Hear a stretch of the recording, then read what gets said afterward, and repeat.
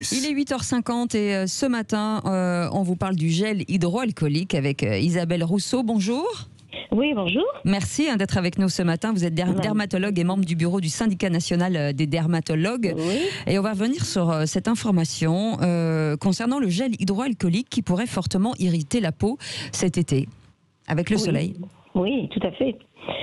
Tout à fait. C'est, si vous voulez, ça, comment dirais-je, les gens mettent ça assez souvent sur les mains. Ils en mettent beaucoup. Après, bon, si vous voulez, avec les mains, on se passe la main sur le visage, sur le décolleté. Oui. Et si vous voulez, avec le soleil, donc ça peut créer une réaction inflammatoire et amener des pigmentations au niveau de la peau.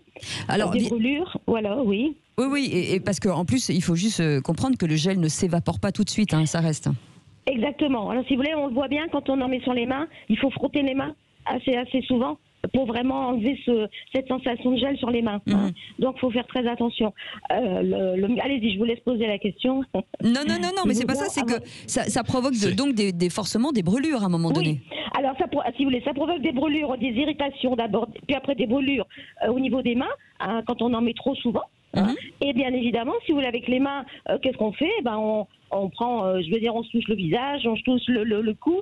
Hein, si vous voulez, c'est la très connue pigmentation des parfums. Hein, ces espèces de taches marron que pas mal de femmes ont en dessous des oreilles. Hein, si vous voulez, qui correspondent à l'application d'un parfum et après exposition au soleil. Oui, parce que ça peut durer, c'est-à-dire qu'on peut avoir l'apparition de taches. Oui, si vous voulez, parce qu'en fait, dans les gels hydroalcooliques, vous en avez qui sont de bonne qualité, entre guillemets, vous en avez qui sont un petit peu parfumés, quelquefois, vous voyez ça. Et alors, avec le parfum, on peut avoir une réaction donc de pigmentation post-brûlure, tout à fait. Et donc, l'occasion peut-être d'élargir un peu et de dire qu'on ne met pas de parfum sur la plage, hein, forcément. Ça, voilà, très bien. Ça, la dermato vous dit bravo. Ah, bien sûr, tout à fait. Donc, il faut faire très attention. Hein. Mais il n'y a pas des parfums quand même légers, parce que quand on va... Si, le savon, Patrick. Le savon et Oui, c'est le savon. Oui, il y a des parfums. Si, il y a des parfums, ce qu'on appelle des parfums d'été, tout ça. Bon, si vous voulez, voilà. Je pense sincèrement qu'avant d'aller sur une plage, il faut mieux éviter de mettre du parfum. Il faut mieux le mettre après. Hein, comme ça, il n'y a pas de problème.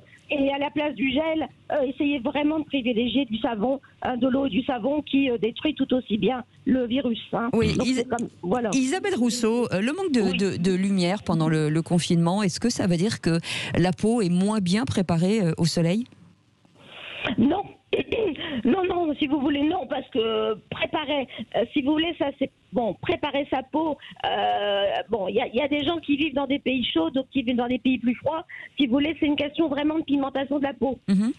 Donc, si vous voulez, si on veut préparer sa peau comme pour aller au soleil, il suffit juste d'aller tout doucement et d'aller progressivement au soleil et de pas s'exposer aux heures où le soleil est très haut dans le ciel. Il faut faire un peu attention, quoi, c'est tout. Hein. Absolument. Eh ben, on a un appel au 0826 300 pour vous.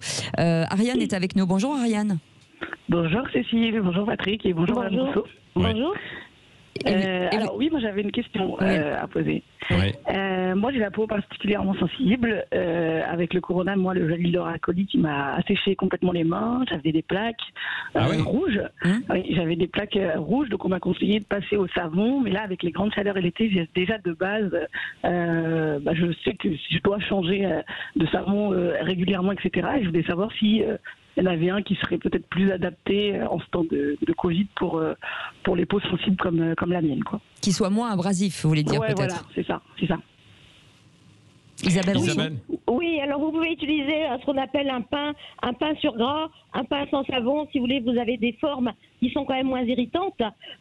Et si vous voulez, il faut bien rincer vos mains et mettre, dès que vous pouvez, mettre un peu de crème hydratante sur les mains pour enlever un peu cette sécheresse et pour combattre l'irritation.